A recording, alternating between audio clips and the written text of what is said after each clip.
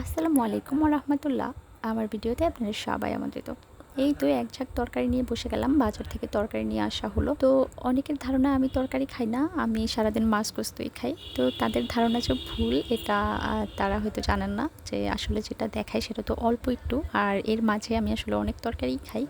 তো এই তো আজকে বাজারের দিন তরকারি নিয়ে আসা হয়েছে। এখানে আছে শসা। এগুলো বড় শসা। এগুলো আমরা রান্না করে খাই। এগুলো সাধারণত চিংড়ি মাছ, ইলিশ মাছ দিয়ে অনেক বেশি ভালো লাগে। পেট ঠান্ডা থাকে শসা খেলে। এখানে আছে বরবটি। বরবটিও আমাদের বাচ্চারা খুবই পছন্দ করে। আর আমাদেরও খুবই ভালো লাগে। তো এই তো আসলে অনেক বেশি বেশি বাজার করা হয়েছে। আসলে আমাদের অনেক বেশিই লাগে। আমরা তরকারি অনেক বেশি আমাদের বাসায় খাওয়া হয়। এই জন্যেই আমরা মনে হয় অনেক ফিট থাকি। অপ্রয়োজনীয় চর্বি নেই আমাদের শরীরে। এই তো আমাদের করলা, এত বেশি করলা আনা হয়েছে আমি জানি না করলা এগুলো কয়দিনে খেয়ে শেষ করব। মনে হয় 5 কেজি করলাই নিয়ে এসেছে। শুধু একরকম করলা না, আরেক রকম করলাও আনা হয়েছে। এই করলাগুলো একটু বেশি তিতা। তো যাই হোক সমস্যা না, করলা খেতে খুবই ভালো লাগে। করলা ভাজি, ভর্তা, রান্না সব রকমই খেতে পারি আমরা। তো এই তো এখানে একরকম করলা না, আরেক রকম করলাও আনা হয়েছে। এগুলো রান্না করে খাওয়ার জন্য আনা হয়েছে। এই করলাগুলো একটু কম তেতা, একদম তিতা নেই বললেই চলে। এগুলো খেতেও অনেক ভালো লাগে। তো তার জন্য 2 রকম করলাই নিয়ে আসা হয়েছে। তারপর হচ্ছে পটল।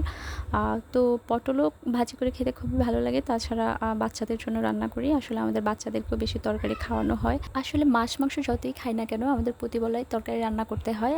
ডাক্তাররা বলে থাকে 3 বেলা 3 পোয়া তরকারি, দুপুরে 1 বেলা 1 পোয়া করে শাক খেতে। আমরাও চেষ্টা করি আমাদের বাচ্চাদেরকে একটু বেশি তরকারি খাওয়ানোর জন্যে। তো এই তো এখানে অনেকগুলো লেবু আনা হয়েছে। শুধু তরকারি খেলেই হবে না, তরকারির সাথে লেবুও খেতে হবে। তারপর হচ্ছে কাঁচামরিচ। আমাদের কাঁচামরিচও অনেক বেশিই লাগে। আমরা আসলে তরকারির মতোই কাঁচামরিচ খাওয়া হয়। তো যারা ভাবেন আমি তরকারি খাই না তাদের ধারণাটা একদমই ভুল। আমরা অনেক তরকারি খাই। আমাদের বাসায় অনেক তরকারি কেনা হয়। আমি তরকারি রান্নার ভিডিওটা করি না আসলে, অত আমার ভালো লাগে না। তো এই তরকারি আপনারাও বেশি বেশি তরকারি খাওয়ার ট্রাই করবেন। তারপর হচ্ছে ছোট মাছ। মাছ কাটতে অনেক ঝামেলা, তারপরেও কিছু করার নেই। বাজারের দিন আজকে মাছ নিয়ে আসা হয়েছে। এগুলো হচ্ছে তাজা মাছ। মাছগুলো খুবই ভালো লাগে খেতে, কিন্তু অনেকগুলো মাছ একসাথে বাসায় নিয়ে আসা হয়েছে। তার জন্য আমি যা করি, বাসায় যখন অনেকগুলো ছোট মাছ নিয়ে আনা হয় তখন আমি যা করি, আমি কিছু মাছ বাইরে রেখে ওগুলো কাটি, বাকি মাছগুলো ফ্রিজে রেখে দিই।